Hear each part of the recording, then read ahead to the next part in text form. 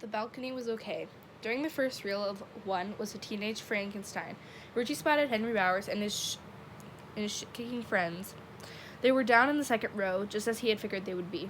There were 5 or 6 of them in all, 5th, 6th, and 7th graders, all of them with their motor huckle boots cocked up on the seats in front of them.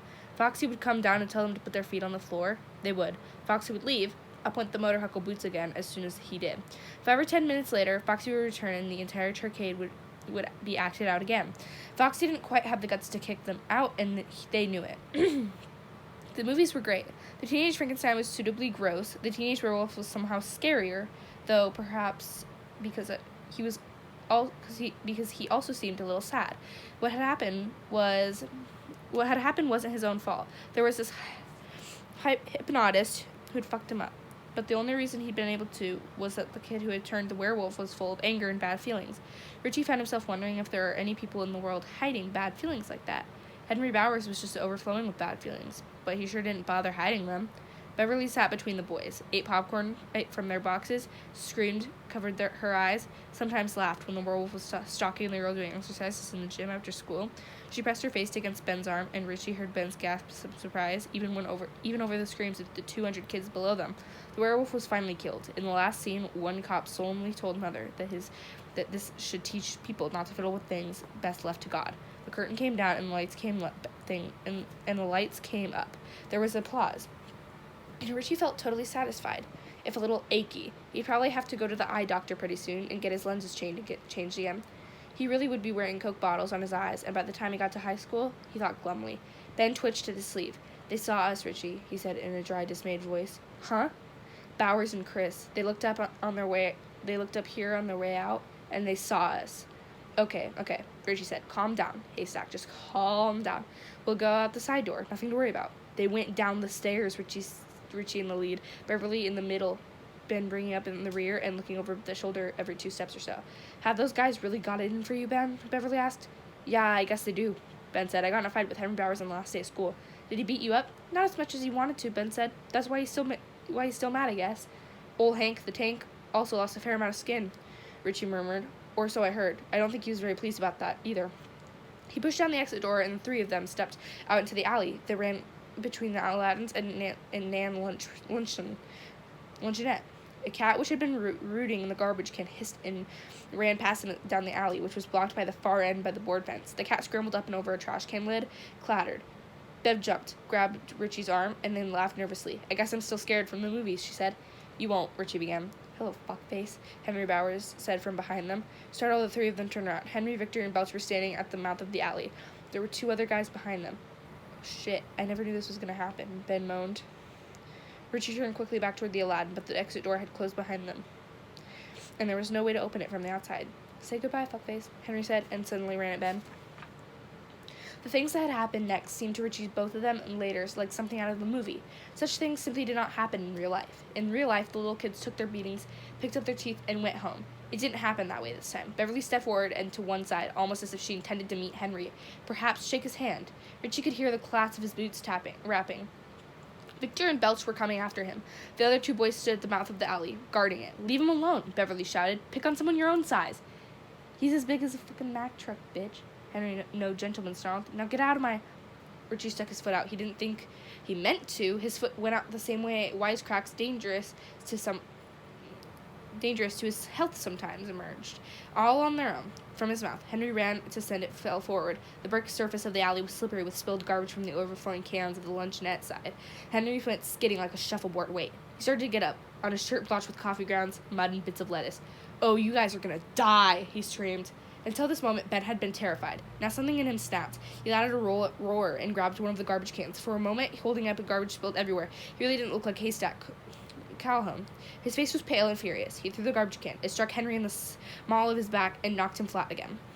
"Let's get out of here," Richie screamed. They ran towards the mouth of the alley. Victor Chris jumped in front of them, bellowing. Ben lowered his head and rammed into Victor's middle. "Woof!"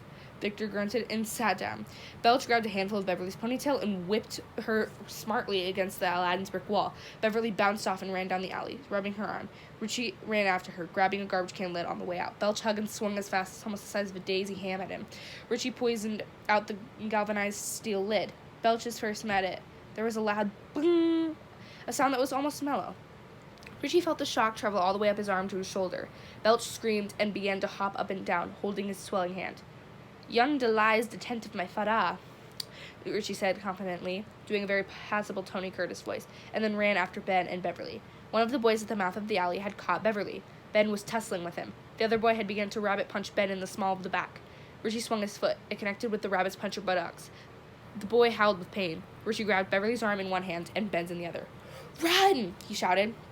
The boy Ben had been tussling with let go of Beverly and looped to punch at Richie. His ear exploded with a momentary pain, then went numb and became very warm.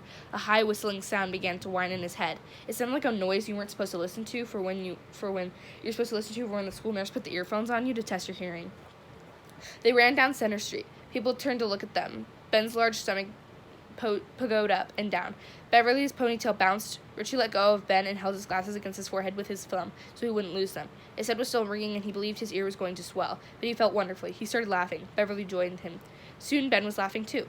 They cut up Court Street and collapsed on a bench in front of the police station. At that moment, it seemed the only place in Derry where they might possibly be safe. Beverly looped an arm around Ben's neck and Richie's. She gave them a furious hug. "That was great!" Her eyes sparkled. "Did you see those guys? Did you see them?" "I saw them, all right," Ben gasped, "and I never want to see them again."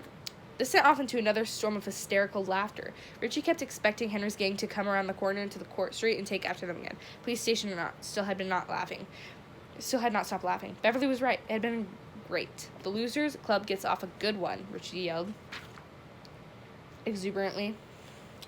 "Waka waka waka." He cupped his hands around his mouth and put on his Bernie voice.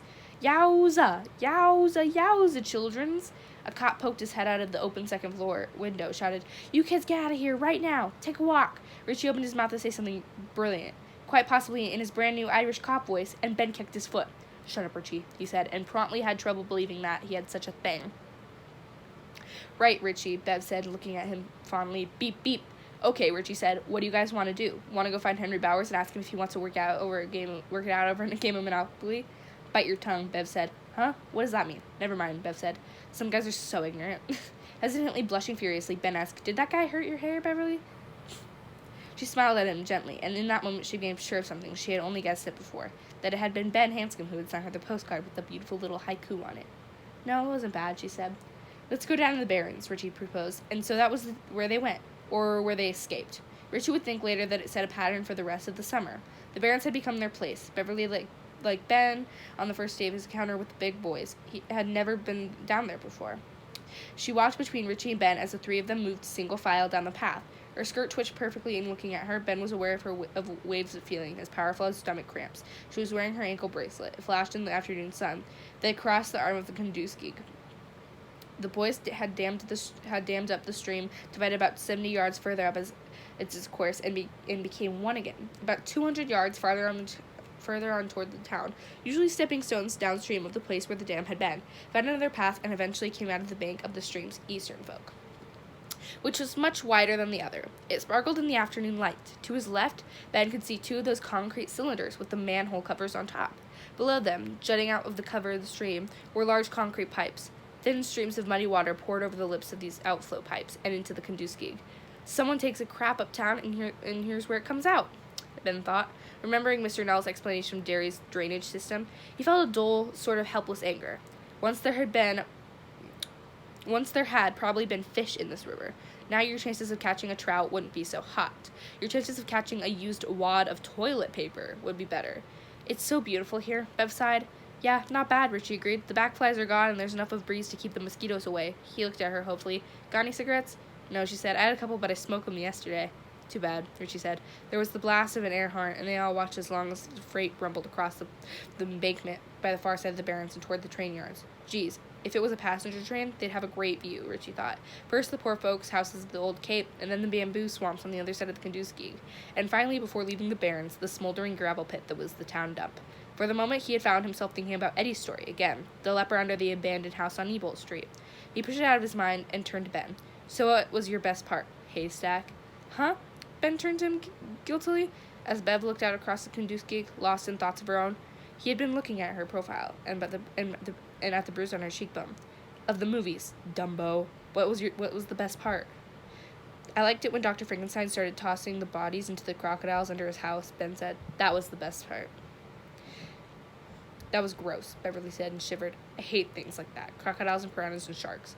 Yeah, what piranhas? Richie asked, immediately interested. Little tiny fish, Beverly said. And they've got all these little tiny teeth, but they're wicked sharp. And if you go into a river where they are, they eat you right down to the bone.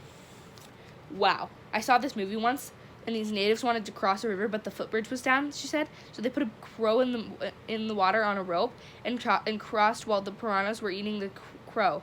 When they pulled it out, the crow was nothing but a skeleton. I had nightmares for a week. Man, I wish I had some of those fish, Richie said happily. I'd put him in Henry Bowers' bathtub. Ben began to giggle. I don't think he takes baths. I don't know about that, but I do know we better watch out for those guys, Beverly said. Her fingers touched the bruise on her cheek. My dad went up on the side of my head day before yesterday for breaking a pile of dishes. One a week is enough. There was a moment of silence that might have been awkward but was not. Richie broke it by saying his best part was when the teenage werewolf got the evil hypnotist. They talked about the movies and other horror movies they had been seeing and the Alfred Hitchcock presence on TV for an hour or more. Bev spotted daisies growing on the riverbanks and picked one. She held it first under Richie's chin and then under Ben's chin to see if they liked butter. She said they both did. As she held the flower under their chins, each was conscious of her light touch on the shoulders and the clean scent of her hair. Her face was close to Ben's only for a moment or two, but that night he dreamed of how her eyes had locked during that brief, endless span of time. Conversation was fading a little when they heard the cracking sounds of people approaching along the path. The three of them turned quickly toward the sound, and Richie was suddenly accurately aware that the river was at their backs. There was no place to run. The voices drew closer. They got to their feet, Richie and Ben moving a little in front of Beverly without even thinking about it. The screen of bushes at the end of the path shook, and suddenly Bill Denbrough emerged. Another kid was with him. Fellow Richie knew a little bit. His name was Bradley something, and he had a terrible lisp. Probably went up to Banger, and Bill went for the speech thing, Richie thought. Big Bill, he said, and then in the voice of Toodles, we are glad to see you, Mr. Denbrough, master. Bill looked at them and grinned, and a peculiar certainty stole over Richie as Bill looked over from him to Ben to Beverly, and then back to Bradley, whatever his name was. Beverly was a part of them. Bill's eyes said so. Bradley, what's his name, was not. He might stay for a while today, might even come down to the Burns again. No one could tell him no. So sorry, the Losers Club membership is full. We already have our speech impediment member. But he was not part of it. He was not part of them. This thought led to a sudden irrational fear. For a moment he felt the way you did when you suddenly realized you had swum out too far and the water was over your head. There was an intuitive flash. We're being drawn into something, being picked and chosen. None of this is accidental. Are we all here yet? Then the intuition fell into a meaningless jumble of thought, like the smash of the glass pane on the stone floor. Besides, it didn't matter. Bill was here, and Bill would take care. Bill would not let things get out of control. He was the tallest of them, and surely the most handsome. Richie only had to look sideways at Bev's eyes, fixed on Bill, and then farther to Ben's eyes, fixed knowingly and unhappily on Bev's face, to know that Bill was also the strongest of them all, and not just physically. There was a good deal more to it than that. Meaning of the word magnetism. He only felt that Bill's strength ran unexpected, and Richie suspected if Beverly fell for him, or got a crush on him, or whatever they called it, Ben would not be jealous, like he would. Richie thought, if she got a crush on me, he would accept it as nothing but natural. And there was something else. Bill was good. It was stupid to think such a thing. He did not, in fact, precisely think it. He felt it. But there it was. Such goodness and strength seemed to radiate from Bill. He was like a knight in an old movie. A movie that was corny, but still had the power to make you cry and cheer and clap at the end. Strong and good. And 5 years later, this memories of what had happened to Derry, but during and before that summer, had begun to fade rapidly. It occurred to a Richie Tozer in his mind teens that John Kennedy reminded him of stuttering Bill. Who? His mind would respond.